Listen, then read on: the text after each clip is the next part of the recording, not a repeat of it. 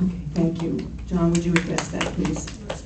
Yes, eventually. I'll have to go backwards there. I just want to make one point. I don't think I've said anything tonight that would indicate that I'm any less strong on defense than anyone else. I just think I'm in a position where the defense money is going to be spent more appropriately and smarter. You know, as a father, I worry about the defense of this country and my daughter's position every single day. So just because I want to unwind the wars, the war in Afghanistan and in Iraq, doesn't make me any less on strong defense. One thing I did want to clarify, though, you said that there were 3 major candidates, including yourself in the last election. Is that correct? Nancy Pelosi, right. Cindy Sheehan, and myself. Yes. But, so, I mean, Nancy Pelosi got 71% of the vote. Are you suggesting that Cindy Sheehan took votes from you? No. I'm saying that the percentage, yes, the percentage would talk to people. I'm sorry. The percentage of people that would do a protest vote against Nancy Pelosi would have other options. Quite frankly. So I want to be clear about that. Yes. So you're saying that Cindy Sheehan took votes from you? I don't think any of that's appropriate for what we're talking about. No, it's incredibly appropriate. Because you just mentioned she tried to refute something that I said. Okay. I mean, we're talking about the Republican Party nominee and the viability of the candidate. The record's clear on it. I don't want it to be obfuscated. I mean, because it was Cindy Sheehan the reason why we didn't do that well last time.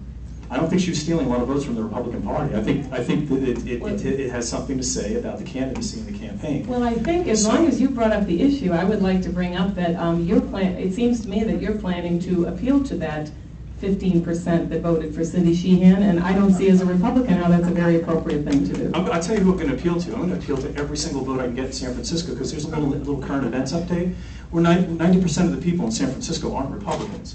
So you can continue to enjoy your position as a principled, in a principled loss. I'm going to work to do principled winning.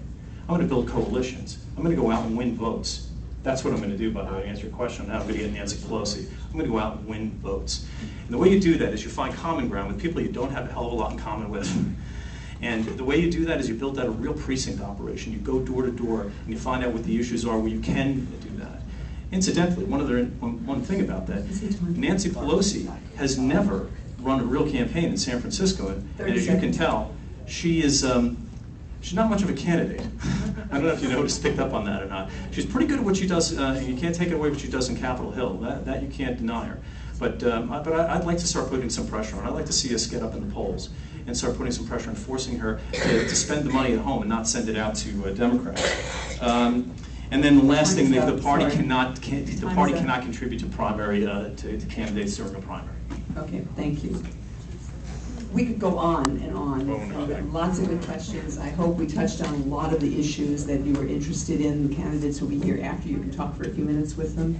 And we've got the rest of the campaign that you'll be able to read their literature, go to their websites, etc. So this is the opportunity now for each of them to give their final statement, which will be a 2-minute summation. And John, you were first, I believe we had here. Yes, so Dana, you will be first in your summation, please. Thank you. Great.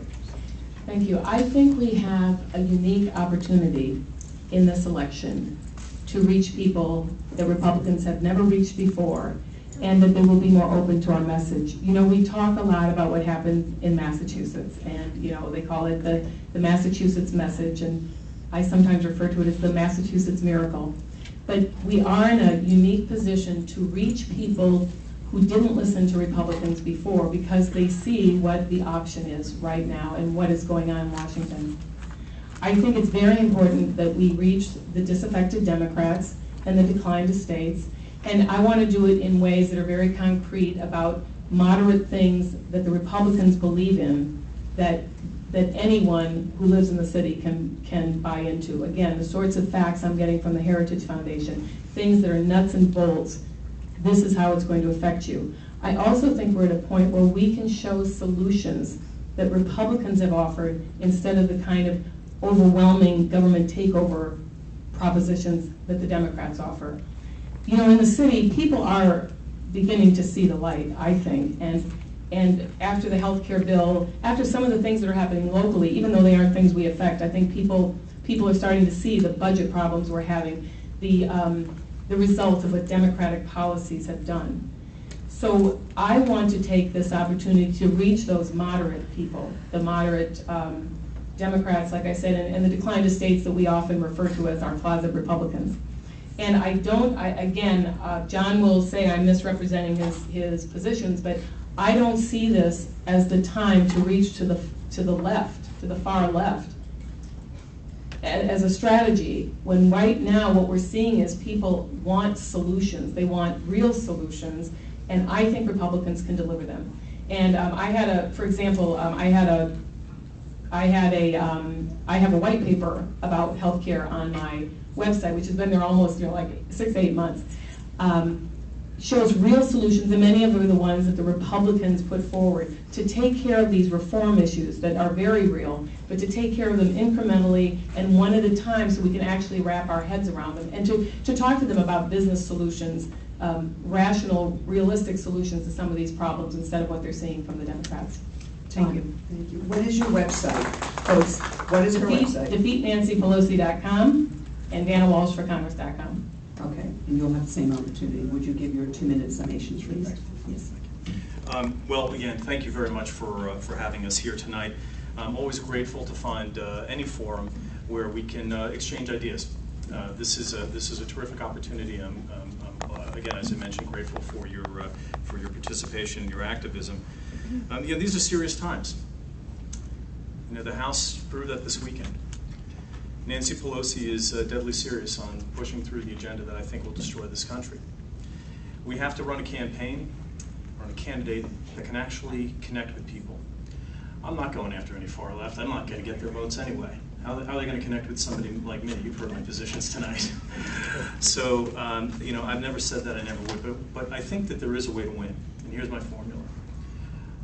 I'm going to try and win 25% of the Democratic vote. I'm going to try and perform the same exact way that Scott Brown did with the independents. And then I'm going to need, I'm going to want, and I'm going to beg for a robust and motivated turnout from the Republican Party. We suspect that 120,000 people are going to vote in the general election. If we have that kind of performance with each of those groups, I'll defeat Nancy Pelosi in November. Tonight I want to leave you with 3 things. The first is, as I've mentioned before, is that we cannot solve our problems until we understand what the appropriate role of government is in our lives. We have to restore respect for the Constitution. Secondly, that the federal debt and the unfunded liabilities, this situation is at an emergency level. We have to start slashing spending right away. If we do not, the viability of the Republic is in jeopardy. We also, incidentally, have to let the bad investments, the bad debt, and the malinvestments be liquidated. Governments are notorious for trying to keep prices up. The longer they do that, the longer we're going to stay in this mess, just as Japan has been in a mess for 20 years by pursuing the same policies. Finally, our campaign has the ideas, the passion, the achievements, all the great things that are going on with our campaign to actually take the fight to Nancy Pelosi and to make history. I started out this campaign by saying that I believe I can win and I'm going to work to win. And somewhere along the way, somewhere in about the first week of December, the whole campaign came together and said, from the feedback that we're getting, this is something that we can do. We're not delusional. We know what the battle is. It's not baked in. We're going to have to earn the votes. But if we execute our plan, and if you join us with your spirit and your activism, you will be part of history in San Francisco this year. Nothing less than our republic and our freedoms are at stake. Nothing less than for which previous generations fought and sacrificed. They all lie in the balance. We have a chance with this new awakening to rediscover our liberty, which is the bedrock of the American political achievement. If we take the lead of the founders, we can begin to recapture their legacies and in the process make better lives for ourselves and our family and earn the respect and admiration of future generations of grateful Americans. Once again, thank you very much for having me here. I appreciate it. Can you give us your website for Yes. folks who would like to It's JohnDennis2010.com. JohnDennis2010.com.